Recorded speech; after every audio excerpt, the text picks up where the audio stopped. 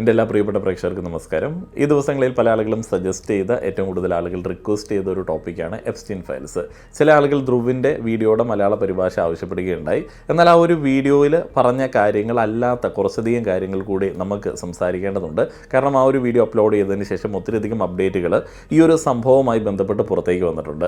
പൂർണ്ണാർത്ഥത്തിൽ Epstein files 30 ലക്ഷത്തിലധികം പേജുകളുള്ള Epstein files ഇപ്പോഴും പുറത്തേക്ക് വന്നു എന്നൊന്നും നമുക്ക് പറയാനായിട്ട് പറ്റത്തില്ല. ഇതുമായി ബന്ധപ്പെട്ട ആർട്ടിക്കിളുകളൊക്കെ വളരെ കാലങ്ങൾക്ക് മുന്നേ തന്നെ വായിച്ചിട്ടുള്ളതുകൊണ്ട് എനിക്ക് മനസ്സിലാവുന്നത് നമ്മളിപ്പോൾ അറിഞ്ഞതിനേക്കാളും വലിയ ചില സത്യങ്ങളൊക്കെ, നമ്മൾ ഞെട്ടിപ്പിക്കുന്ന സത്യങ്ങളൊക്കെ പുറത്തേക്ക് വരാനുണ്ട്. ഇപ്പോൾ വന്നതൊക്കെ കുറച്ചൊക്കെ എഡിറ്റ് ചെയ്ത് മോഡിഫൈ ചെയ്ത് വലിയ പ്രശ്നങ്ങൾ ഉണ്ടാക്കാത്ത പേരിന് വേണ്ടിയുള്ളൊരു പുറത്തേക്ക് വിടലിൻ്റെ ഭാഗമായിട്ട് വന്ന ചില ഫയലുകളാണ് എന്നുള്ളതാണ് എൻ്റെ വിലയിരുത്തൽ. ഏതായാലും ഈ ഒരു ടോട്ടൽ സംഭവത്തെക്കുറിച്ചിട്ട് ഞാൻ മനസ്സിലാക്കിയ കാര്യങ്ങൾ നിങ്ങളിലേക്ക് പങ്കുവയ്ക്കുകയാണ്. വീഡിയോ നിങ്ങൾക്ക് ഗുണകരമായിട്ട് തോന്നുകയാണെന്നുണ്ടെങ്കിൽ ഇതിൻ്റെ ഒരു എഫർട്ടിനെയൊക്കെ പരിഗണിച്ചിട്ട് നിങ്ങൾ മറ്റുള്ള ആളുകളിലേക്ക് ഷെയർ ചെയ്യുക. പലപ്പോഴും സ്പോൺസേഴ്സ് ഉള്ളതുകൊണ്ട് മാത്രമാണ് ഇത്തരത്തിലുള്ള വീഡിയോസൊക്കെ നമുക്ക് ചെയ്യാൻ പറ്റുന്നത്. ഇതിൽ ഒത്തിരിയധികം ജോലികൾ ഉൾപ്പെട്ടിട്ടുണ്ട് എന്നുള്ളത് നിങ്ങൾക്ക് അറിയാവുന്നത് തന്നെയാണ്. ലോകത്തിലെ തന്നെ ഏറ്റവും കരുത്തരായിട്ടുള്ള മനുഷ്യർ, അത് പണം കൊണ്ടും പവർ കൊണ്ടും ഇൻഫ്ലുവൻസ് കൊണ്ടും ഒക്കെ കരുത്തരായിട്ടുള്ള മനുഷ്യർ, ശതകോടീശ്വരന്മാർ, ഭരണാധികാരികൾ, ഇവരുടെയൊക്കെ ഉറക്കം കെടുത്തിക്കൊണ്ടാണ് 2026 ഫെബ്രുവരിയിൽ ഏകദേശം 30 ലക്ഷത്തിലധികം പേജുകൾ വരുന്ന എപ്സ്റ്റീൻ ഫയലുകൾ പുറത്തേക്ക് വന്നത്. ഇപ്പോൾ പൂർണ്ണാർത്ഥത്തിൽ പൂർണ്ണമായിട്ട് വന്നു എന്നൊക്കെ ചില ആളുകൾ പറയുമ്പോഴും എനിക്ക് അതിനോടൊന്നും വലിയ കാര്യമായിട്ടുള്ള ഒരു വിശ്വാസമില്ല. ജെഫ്രി എപ്സ്റ്റീൻ എന്ന മനുഷ്യൻ മരിച്ചിട്ട് വർഷങ്ങളായി. പക്ഷെ അയാൾ ബാക്കി വെച്ച് പോയ ഈ തെളിവുകൾ, അയാൾ ബാക്കി വെച്ചിട്ട് പോയ ഈ വെളിപ്പെടുത്തലുകൾ ഇപ്പോൾ ഈ പേപ്പറുകളായി പുറത്തേക്ക് വന്നിരിക്കുന്നതൊക്കെ ഇന്നും ലോകത്തെ വിറപ്പിച്ചുകൊണ്ടിരിക്കുന്ന ഒരു സംഗതി തന്നെയാണ്. പല ആളുകളും ഇതുമായി ബന്ധപ്പെട്ട് ഇപ്പോൾ തന്നെ ടെൻഷൻ അടിക്കുന്നുണ്ടാവും. പണവും അധികാരവും ഉണ്ടെങ്കിൽ ഈ ലോകത്ത് എന്തും ചെയ്യാമെന്ന് വിശ്വസിച്ച ഒരു എലീറ്റ് വർഗത്തിൻ്റെ മുഖംമൂടിയാണ് ഇതിലൂടെ അഴിഞ്ഞു വീണത്. കരീബിയൻ കടലിലെ ഒരു മനോഹരമായിട്ടുള്ള ദ്വീപാണ് ഈ പറയുന്ന സംഭവങ്ങൾക്കെല്ലാം സാക്ഷിയായത്. ആ ഒരു ഇടത്തായിരുന്നു, സ്വർഗമെന്ന് പുറമേ നിന്ന് തോന്നിപ്പിക്കുന്ന ആ ഒരിടത്തായിരുന്നു ഇത്ര വലിയ ക്രൂരതകൾ അരങ്ങേറിയത്. ഇപ്പോൾ ലോകം ഈ ഫയലുകളിൽ കൂടെ മനസ്സിലാക്കുന്നത് പിഞ്ചു കുഞ്ഞുങ്ങൾക്കെതിരെയുള്ള ഭീകരമായിട്ടുള്ള വേട്ടയാടൽ എന്നുള്ള രീതിയിലാണ്. സ്വർഗ സമാനമെന്ന ആളുകൾ വിശേഷിപ്പിച്ച ആ ഒരു ദ്വീപിലേക്ക് പ്രൈവറ്റ് ജെറ്റുകളിൽ പറന്നിറങ്ങിയ പ്രമുഖർ ആരൊക്കെയാണ്? എന്തിനാണ് അവർ അവിടെ പോയത്? ഈ ചോദ്യങ്ങൾക്കൊക്കെ ഉള്ള ഒരു ഉത്തരമാണ് ഇന്നത്തെ വീഡിയോയിലൂടെ നമ്മൾ പങ്കുവയ്ക്കുന്നത്. ഈ ഭീകരമായിട്ടുള്ള രഹസ്യങ്ങളിലേക്ക് കടക്കുന്നതിന് മുൻപ് നമ്മുടെയൊക്കെ സാമ്പത്തിക സുരക്ഷയെക്കുറിച്ചിട്ട് മറന്നിരിക്കേണ്ട ചില കാര്യങ്ങളൊക്കെ ഉണ്ട്. ഇന്ന് പല ആളുകളും ക്രെഡിറ്റ് കാർഡുകളൊക്കെ ഉപയോഗിക്കുന്ന ആളുകളാണ്. എന്നാൽ അനാവശ്യമായിട്ടുള്ള ചാർജുകളില്ലാത്ത മികച്ച ആനുകൂല്യങ്ങൾ നൽകുന്ന കാർഡുകൾ തിരഞ്ഞെടുക്കുക എന്നുള്ളത് വളരെ ഇമ്പോർട്ടൻ്റ് ആണ്. നിങ്ങളൊരു മികച്ച ക്രെഡിറ്റ് കാർഡ് തിരയുകയാണെന്നുണ്ടെങ്കിൽ IDFC ഫസ്റ്റ് ബാങ്ക് നൽകുന്ന കാർഡുകൾ പരിഗണിക്കാവുന്നതാണ്. ഇതിൻ്റെ ഏറ്റവും വലിയ പ്രത്യേകത എന്താണെന്ന് വെച്ച് കഴിഞ്ഞാൽ ഇതിന് ജോയിനിങ് ഫീയോ ആനുവൽ ഫീയോ ഇല്ല എന്നതാണ്. അതായത് ലൈഫ് ടൈം ഫ്രീ. കൂടാതെ നിങ്ങൾ നേടുന്ന റിവാർഡ് പോയിന്റുകൾക്ക് കാലാവധിയില്ല. LIC ക്ലാസിക് സെലക്ട് കാർഡുകൾക്ക് ഈ ഒരു ആനുകൂല്യം നിങ്ങൾക്ക് ലഭിക്കില്ല. നിങ്ങൾ നിലവിൽ ഒരു IDFC കാർഡ് ഹോൾഡർ ആണ് എന്നുണ്ടെങ്കിൽ നിങ്ങൾക്ക് കോ ബ്രാൻഡഡ് കാർഡുകൾക്കും അപേക്ഷിക്കാം. UPI ഇടപാടുകൾക്കായിട്ട് IDFC first digital RuPay card, fixed deposit backed ആയിട്ടുള്ള IDFC ഫസ്റ്റ് വൗ കാർഡ്, വിദേശ ഇടപാടുകൾക്ക് 0% ഫോറക്സ് ചാർജ് ആണ് ഈ വൗ കാർഡിൽ. അതേപോലെ നിങ്ങളുടെ ഇഷ്ട ചിത്രമൊക്കെ വെച്ചിട്ട് IDFC ഫസ്റ്റ് സ്റ്റോറേജ് കാർഡ് എന്നിവയൊക്കെ നിങ്ങൾക്ക് അപ്ലൈ ചെയ്യാവുന്നതാണ്. 45 ദിവസം വരെ പലിശയില്ലാതെ ATMൽ നിന്ന് പണം പിൻവലിക്കാനായിട്ടുള്ള സൗകര്യം ലഭ്യമാണ്. റെയിൽവേ ലോഞ്ച് ആക്സസ്, മൂവി ടിക്കറ്റുകൾക്ക് 25 മുതൽ 75% വരെ ഡിസ്കൗണ്ട്, 1500 റെസ്റ്റോറൻറ്റുകളിൽ 25% വരെ ഡിസ്കൗണ്ട് എന്നിവ ഈ ഒരു കാർഡിൻ്റെ പ്രത്യേകതയാണ്.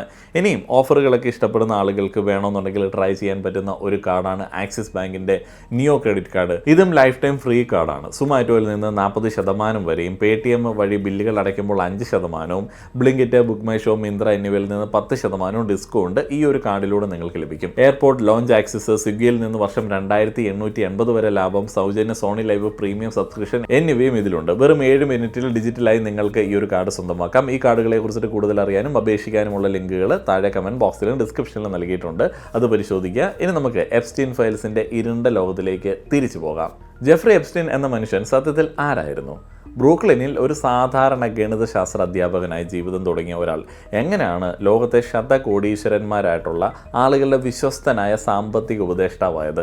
അത് കേവലം ഭാഗ്യം കൊണ്ട് മാത്രമാണ് എന്ന് നമുക്ക് പറയാൻ പറ്റില്ല. അദ്ദേഹം ആ ഒരു രീതിയിൽ അതിനെ അവതരിപ്പിച്ചു എന്നുണ്ടെങ്കിലും അത് ഭാഗ്യം കൊണ്ട് മാത്രമല്ല, മറിച്ച് അധികാരത്തിൻ്റെ മനഃശാസ്ത്രവും ആളുകളുടെ ബലഹീനതകളും ഒക്കെ മനസ്സിലാക്കിയിട്ടുള്ള ഒരു സ്ട്രാറ്റജി ഉണ്ടായിരുന്നതുകൊണ്ടാണ്. 1990കളിൽ തന്നെ എപ്സ്റ്റീൻ തൻ്റെ സ്വാധീനം ഉപയോഗിച്ച് ലോകത്തെ വമ്പന്മാരുമായിട്ട് ബന്ധമുണ്ടാക്കി. ലിറ്റിൽ സെൻറ്റ് ജെയിംസ് എന്ന 75 ഏക്കറോളം വരുന്ന ദ്വീപ് അയാൾ വാങ്ങുന്നത് 1998 ഈ ദ്വീപ് പിന്നീട് ഫിഡോഫൈൽ ഐലൻഡ് എന്ന പേരിൽ ലോകത്തിന് മുമ്പിൽ കുപ്രസിദ്ധമായി. ആ ദ്വീപിൻ്റെ ആഡംബരം പലപ്പോഴും മാധ്യമ വാർത്തകളിൽ വരെ ഇടം പിടിച്ചിട്ടുണ്ട്. അത്യാധുനികമായിട്ടുള്ള ബംഗ്ലാവുകൾ, സ്വിമ്മിംഗ് പൂളുകൾ, ഹെലിപ്പാഡ് എന്നിവയൊക്കെ ഉൾപ്പെട്ടിട്ടുള്ള ഒരു 75 ഏക്കർ. പക്ഷേ ആ ഹെലിപ്പാഡുകളിൽ വന്നിറങ്ങുന്ന ഹെലികോപ്റ്ററുകളിൽ അവിടെ എത്തിച്ചിരുന്നത് ലോകത്തിലെ അതിസമ്പന്നന്മാരായിട്ടുള്ള ആളുകളെ മാത്രമല്ല, മറിച്ച് 12ഉം 13ഉം വയസ്സുള്ള പിഞ്ചു കുഞ്ഞുങ്ങളെയും കൂടെയായിരുന്നു. അവിടെ നിന്ന് രക്ഷപ്പെടാനായിട്ട് ശ്രമിച്ച ഒരു 15 വയസ്സുകാരിയുടെ കഥ നമ്മൾ കഴിഞ്ഞ ദിവസം വാർത്തയിൽ കേട്ടതാണ്. കടലിലൂടെ നീന്തി രക്ഷപ്പെടാൻ ശ്രമിച്ച് അവളെ പിടികൂടുകയും പാസ്പോർട്ട് തട്ടിയെടുക്കുകയും ചെയ്തു. ചുറ്റും കടലായതുകൊണ്ട് തന്നെ, ഒരു ദ്വീപായതുകൊണ്ട് തന്നെ ഇവിടെ നിന്ന് രക്ഷപ്പെടുക എന്ന് പറയുന്നത് ഇരകൾക്ക് അത്യന്തം ദുഷ്കരമാണ്. എപ്സ്റ്റീൻ തൻ്റെ അതിഥികൾക്കായിട്ട് ഈ കുട്ടികളെ സമ്മാനമായിട്ട് നൽകി എന്നുള്ളതാണ് ഫയൽസിൽ നിന്ന് മനസ്സിലാവുന്നത്. പകരം അയാൾക്ക് ലഭിച്ചത് ലോക നേതാക്കളുടെ രഹസ്യങ്ങളായിരുന്നു. ബ്ലാക്ക് മെയിലിംഗ് എന്നതായിരുന്നു അയാളുടെ ഏറ്റവും വലിയ ആയുധം. തൻ്റെ അതിഥികൾ ചെയ്യുന്ന ഓരോ കാര്യങ്ങളും അയാൾ രഹസ്യമായി ചിത്രീകരിച്ച് വെച്ചിരുന്നു. ഈ ദൃശ്യങ്ങൾ ഉപയോഗിച്ചാണ് അയാൾ വർഷങ്ങളോളം നിയമവ്യവസ്ഥയെ തന്നെ തൻ്റെ കയ്യിലിട്ടിട്ട് പന്താടിയത്. ഇനി എന്താണ് ഇപ്പോഴുള്ള പുതിയ വെളിപ്പെടുത്തലുകൾ എന്നുള്ളത് പെട്ടെന്ന് ഒന്ന് മനസ്സിലാക്കി വെക്കാം. നിയമപരമായിട്ടുള്ളൊരു പശ്ചാത്തലത്തെക്കുറിച്ചിട്ട് പറഞ്ഞാൽ 2025 നവംബറിൽ അമേരിക്കൻ കോൺഗ്രസ് പാസ്സാക്കി എപ്സ്റ്റീൻ ഫയൽസ് ട്രാൻസ്പെറൻസി ആക്ട് പ്രകാരമാണ് ഈ രേഖകൾ പുറത്തുവിടുന്നത്. കണക്കുകൾ പറയുമ്പോൾ 35 ലക്ഷം പേജുകളുണ്ട്, 2000-ലധികം വീഡിയോകൾ ഇതിലുണ്ട്, 1,80,000-ലധികം ചിത്രങ്ങളുണ്ട്. ഇത്രയും വലിയൊരു ഡാറ്റാബേസ് ഇതിനു മുൻപ് ഒരിക്കലും പുറത്തേക്ക് വന്നിട്ടുണ്ടാവില്ല. ഇനി പുതിയ വിവരങ്ങൾ, എപ്സ്റ്റീൻ്റെ ഫോണുകളിൽ നിന്നും ലാപ്ടോപ്പുകളിൽ നിന്നും പിടിച്ചെടുത്ത സ്വകാര്യ ഇമെയിലുകൾ, വിമാനയാത്രയുടെ രേഖകൾ, FBI തയ്യാറാക്കിയ ഇരകളുടെ നെറ്റ്വർക്ക് ഡയഗ്രാമുകൾ എന്നിവയെല്ലാം ഇതിനകത്ത് ഉൾപ്പെടുന്നുണ്ട്. ഈ ഫയൽസ് പുറത്തേക്ക് വരുന്ന സമയത്ത് ചില ആളുകളുടെ പേരുകളൊക്കെ, പല പ്രമുഖരുടെയും പേരുകളൊക്കെ മറയ്ക്കാനായിട്ട് ശ്രമിച്ചിട്ടുണ്ട്. പക്ഷേ സാങ്കേതിക പിഴവുകൾ കാരണം പലപ്പോഴും പല ആളുകളുടെയും പേരുകൾ മറച്ചതൊക്കെ പുറത്തേക്ക് വന്നു എന്നുള്ളതാണ് ഇപ്പോൾ മനസ്സിലാവുന്നത്. അതുകൊണ്ട് തന്നെയാണ് ഈ ദിവസങ്ങളിൽ ഈ വെളിപ്പെടുത്തൽ കൂടുതൽ ഗൗരവകരമായിട്ട് മാറുന്നത്. നമ്മൾ പലപ്പോഴും ഇതുപോലുള്ള ടോപ്പിക്ക് കൈകാര്യം ചെയ്യുന്ന സമയത്ത് ഇതിൻ്റെ പിന്നിലുള്ള രാഷ്ട്രീയം ചർച്ച ചെയ്യാറുണ്ട്. എപ്സ്റ്റീൻ കേസിൽ ഡൊണാൾഡ് ട്രംപിൻ്റെ പേര് കടന്നു വരുന്നത് ഇത് ആദ്യമായിട്ടൊന്നുമല്ല. 1980-കളിൽ തുടങ്ങിയ ഒരു സൗഹൃദമായിരുന്നു ട്രംപും എപ്സ്റ്റീനും തമ്മിലുണ്ടായിരുന്നത്. ന്യൂയോർക്ക് ടൈംസ് റിപ്പോർട്ട് ചെയ്യുന്നത് പ്രകാരം ഏകദേശം 20 വർഷത്തോളം ഇവർ ഉറ്റ സുഹൃത്തുക്കളായിരുന്നു എന്നുള്ളതാണ്. 1990-കളിൽ ട്രംപിൻ്റെ ഉടമസ്ഥതയിലുള്ള പ്ലാസ ഹോട്ടലിലും കാസിനോകളിലുമൊക്കെ എപ്സ്റ്റീൻ സ്ഥിര സാന്നിധ്യമായിരുന്നു.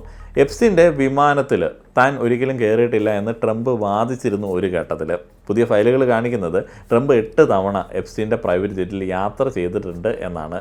ട്രംപിനെ കുറിച്ചിട്ട് ഏറ്റവും ഞെട്ടിക്കുന്ന വെളിപ്പെടുത്തൽ 2020 ഒരു ലിമോസിൻ ഡ്രൈവർ നൽകിയ മൊഴിയാണ്. 1995 ട്രംപിനെ വിമാനത്താവളത്തിലേക്ക് ഈ ഡ്രൈവർ കൊണ്ടുപോകുന്ന സമയത്ത് ട്രംപ് ഫോണിലൂടെ എപ്സ്റ്റീനോട് ഒരു പെൺകുട്ടിയെ ലൈംഗികമായിട്ട് ഉപദ്രവിച്ചതിനെ കുറിച്ചിട്ട് സംസാരിക്കുന്നത് ഇയാൾ കേട്ടു എന്ന് പറഞ്ഞു. 2024 തെരഞ്ഞെടുപ്പ് കാലത്ത് എപ്സ്റ്റീൻ ഫയലുകൾ പുറത്തുവിടുമെന്ന് വാഗ്ദാനം നൽകിയ ട്രംപ് 2025 പ്രസിഡന്റ് ആയപ്പോൾ ആ നിലപാട് അങ്ങോട്ട് മാറ്റി. ഈ ആരോപണങ്ങളൊക്കെ, അല്ലെങ്കിൽ ഈ വാദങ്ങളും ഈ ആവശ്യങ്ങളുമൊക്കെ ഡെമോക്രാറ്റുകളുടെ വെറും അസംബന്ധമാണെന്നും ഇതൊരു ബോറിംഗ് സ്റ്റഫാണെന്നും ഒക്കെയാണ് സരസമായിട്ട് അദ്ദേഹം അന്ന് പറഞ്ഞത്.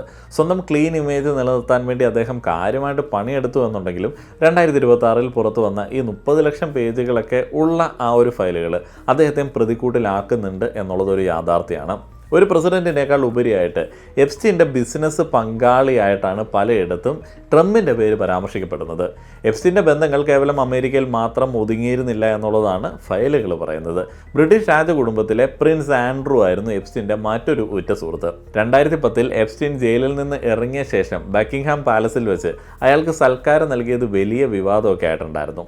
പുതിയ ഫയലുകൾ പ്രകാരം ആൻഡ്രൂവിന് പെൺകുട്ടികളെ എത്തിച്ചു നൽകുന്നതിൽ എപ്സ്റ്റീൻ വലിയ പങ്ക് വഹിച്ചിരുന്നു എന്നുള്ളത് വ്യക്തമാണ്. ഒരു യുവതിയുടെ മുകളിൽ നിൽക്കുന്ന ആൻഡ്രൂവിൻ്റെ അവ്യക്തമായിട്ടുള്ള ചില ചിത്രങ്ങൾ ഈ ഫയലുകളിലുണ്ട്. ഇതുകൂടാതെ ടെക് ലോകത്തെ വമ്പന്മാരായിട്ടുള്ള ബിൽ ഗേറ്റ്സും എലോൺ മസ്കും ഈ വിവാദങ്ങളിലേക്കൊക്കെ കടന്നു വരുന്നുണ്ട്.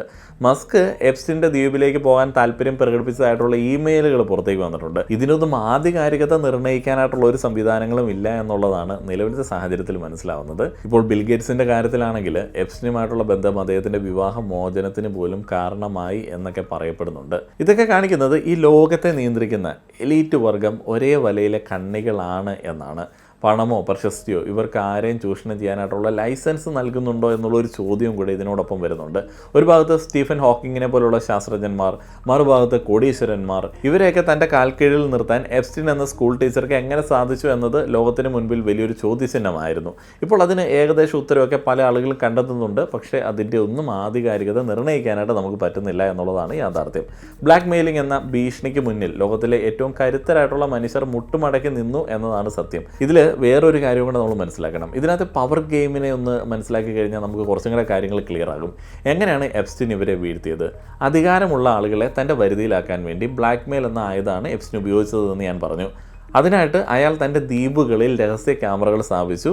അതുകൊണ്ടാണ് കൂടുതൽ ആളുകളെയും അദ്ദേഹം ആ ഒരു ദ്വീപിലേക്ക് ക്ഷണിച്ചത്. എല്ലാ ആളുകളെയും അക്കോമഡേറ്റ് ചെയ്യാനായിട്ടുള്ള ഒരു സ്ഥലമാണ് അദ്ദേഹം ആദ്യമായിട്ട് ക്രിയേറ്റ് ചെയ്തത്. ശരിക്കും എപ്സ്റ്റീൻ ചൂഷണം ചെയ്തത് ഞാൻ ആദ്യം തന്നെ പറഞ്ഞ വളരെ പവർഫുൾ ആയിട്ടുള്ള ഇൻഫ്ലുവൻസ് ചെയ്യാനായിട്ട് കേപ്പബിലിറ്റി ഉള്ള ആളുകളുടെ ആ ഒരു സൈക്കോളജിയെ തന്നെയാണ്.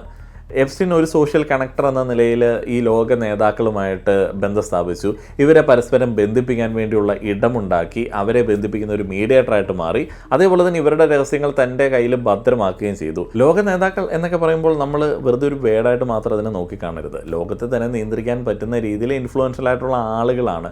ആ ഒരു ആളുകളെ പരസ്പരം ബന്ധിപ്പിക്കുക, ഇതിനിടയിൽ ചൂഷണം ചെയ്യുക, ബ്ലാക്ക് മെയിൽ ചെയ്യുക എന്നൊക്കെ പറയുമ്പോൾ ഇത് രാജ്യങ്ങൾ തമ്മിലുള്ള ഐക്യത്തിൽ പോലും പ്രശ്നങ്ങൾ ഉണ്ടാക്കാൻ സാധ്യതയുള്ള ഒരു വെളിപ്പെടുത്തലാണ്. ഇപ്പോൾ ഈ ഫയലുകൾ ഇപ്പോഴെങ്കിലും ഈ ഒരു ഫയലുകൾ പുറത്തേക്ക് വരുന്ന സമയത്ത് വലിയ പ്രതീക്ഷയൊക്കെ നൽകുന്ന ഒരു കാര്യമൊക്കെ തന്നെയാണ്. പക്ഷേ ചില ഇററുകൾ ഈ ഒരു ഫയലുകൾ പുറത്തേക്ക് വിടുന്ന കാര്യത്തിൽ സംഭവിച്ചിട്ടുണ്ട്.